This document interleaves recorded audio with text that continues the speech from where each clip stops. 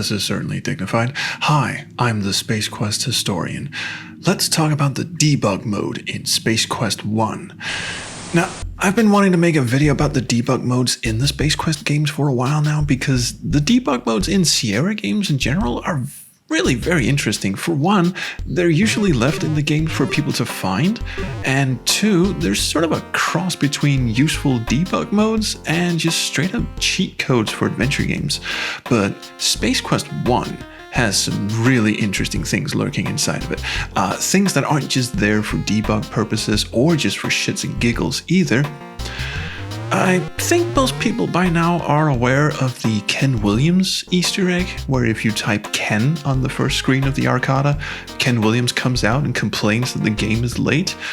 This Easter egg got taken out of versions after 1.0, so you can't trigger this with your copy from the collections or from GOG or Steam, but they kept in this dumb Easter egg where you could kiss a Sarian for points.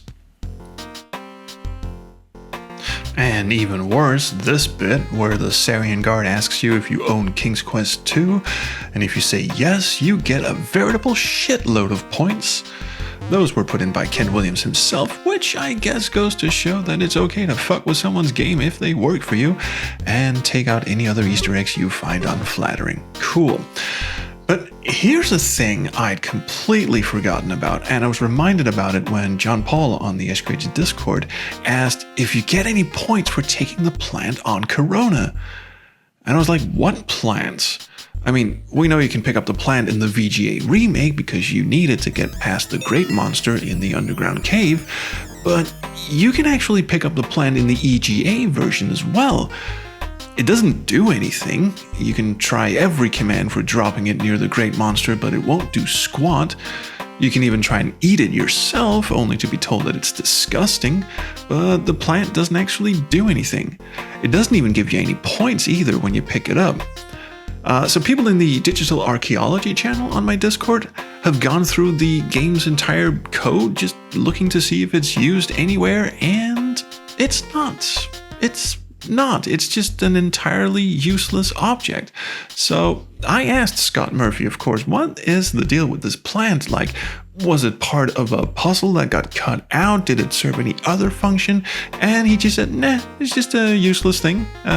He and Mark Crow put it in to confuse players. Like, players would get to the end of the game and wonder, hey, what was that plant for? Nothing. The answer is nothing. And there are other strange inventory items hiding in the game as well, but in order to see these, we would need to break out ye olde debug mode. So finally we get to the meat of this video. Okay, first things first, to enable debug in Space Quest 1, you hold down the Alt key and press D. This enables debug for the current screen you're on. So if you switch screens, the debug mode goes off and you have to re-enable it again. So what can you do with the debug mode? Well, there are a bunch of fun things you can do. You can change Roger's outfit on the fly. If you type B alien, Roger suddenly wears his Sarian disguise. And I know what you're thinking. Does this mean the Sarian guards aboard the Arcada will suddenly ignore you? The answer is no, they won't. They will still shoot your ass dead. But it does look pretty funny when the injured scientist stumbles into the cartridge room and sees a Sarian guard and then decides to tell him where the secret plans for the star generator is hidden, you blind old fuck.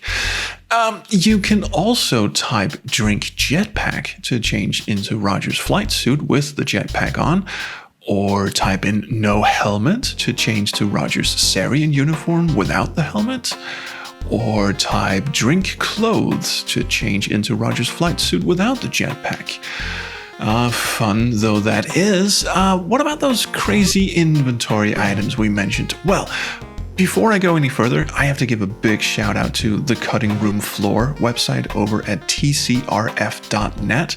They have a bunch of this stuff on their site, and this is where I got this stuff about these hidden inventory items. So thank you, you very, very strange people over there. If you're on this screen of the Arcada and you type in get lint, you actually get a non-generic reply that says you can't do that from where you're standing. If you try this on any other screen, it just gives you a generic, you can't do that. But this one actually gives you a, you can't do that from where you are. Now this would imply that there is some pocket lint to acquire somewhere, but there isn't actually any way to do that without using the debug mode. If you go into the debug mode and type get object, and request object number 23, you'll notice that you now suddenly do have an inventory item called Pocket Lint. And you can even look at it in your inventory, but its look, message, and close-up is... well, I can't actually tell if the game's trolling me here or not, but it's the applause sign.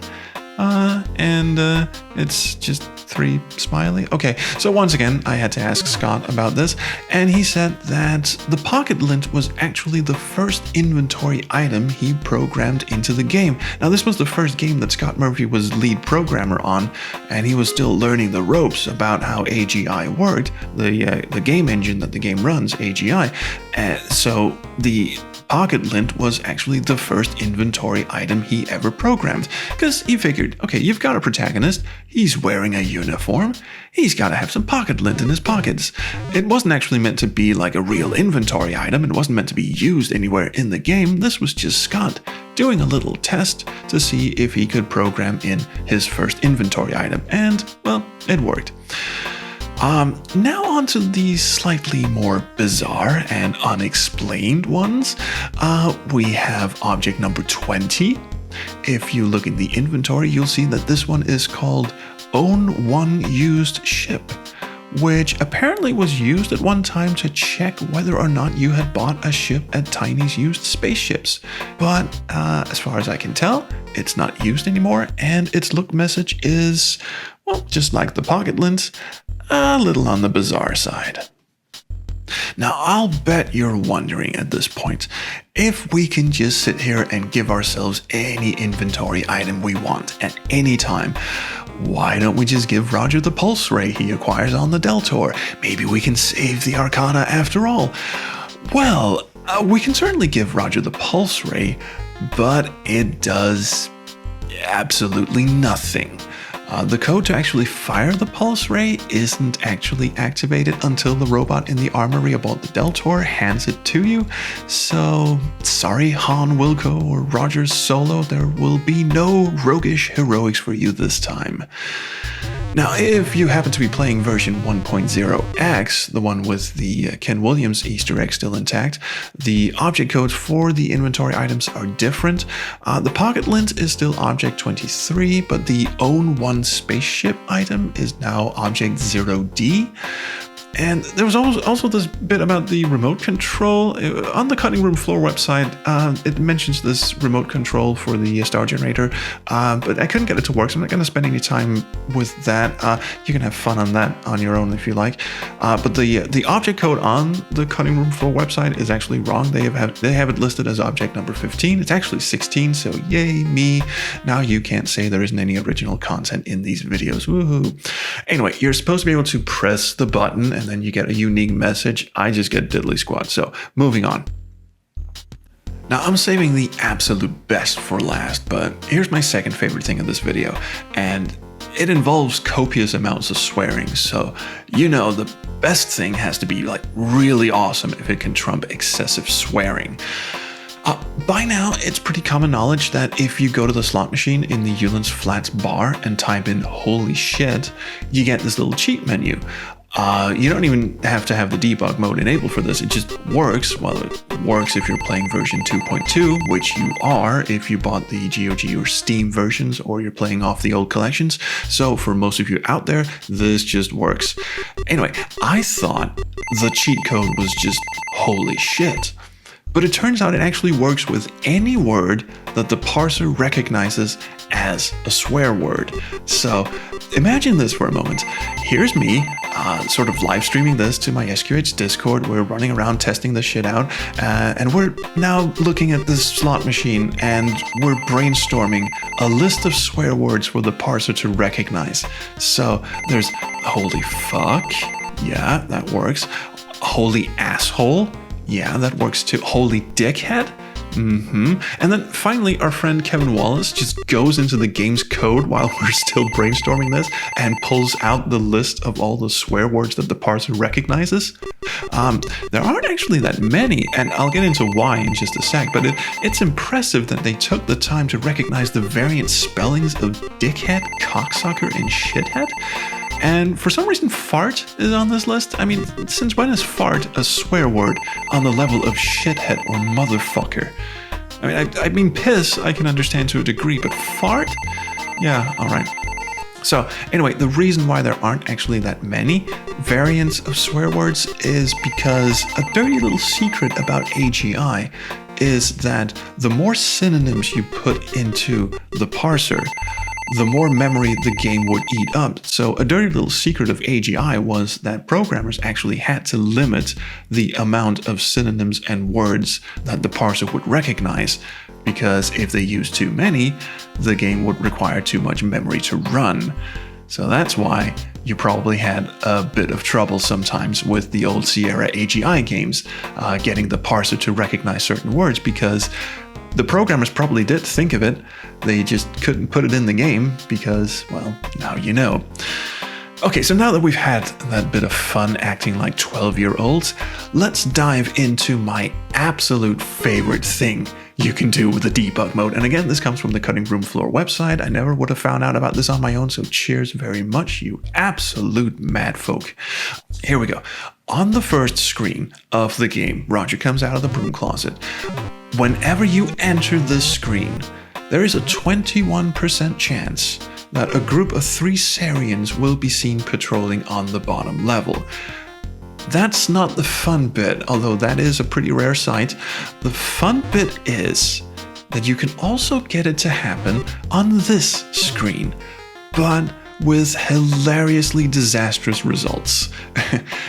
It'll never actually trigger if you're just playing the game normally, because the code that triggers their appearance only works if the player sprite enters the room from the right with a Y coordinate that's less than 80, so that's 80 pixels from the top of the screen. And that can never happen because the door you walk through is lower than 80 pixels. But you can use the debug command to repeatedly teleport into the room and make the Sarian patrol appear. And when they do, they will get stuck on this corpse and never stop moving, like a fucking conga line of Sarians. Let's go down and say hi to them, shall we? Hi, guys. Guys, how are we doing? Mind if I join in? You know, actually, let me get in front of you. Yes, here we go. Yes, and a 1 and a 2. Yes, you're doing very fine, lads. Doing very fine. Yeah, they will not even so much as recognize Roger. They won't shoot at him. They won't do nothing. They'll just stay here, marching up and down against this dead person until the end of time, or until you exit the screen and come back. And I damn near pissed myself laughing when I saw this the first time, so I hope you enjoyed it too. The Sarian conga line, ladies and gentlemen. So anyway, that's it for me. The capillaries in my brain are about to burst, so I'd better sign off now. Wish me luck, and I'll see you around the Chrono Stream. Bye.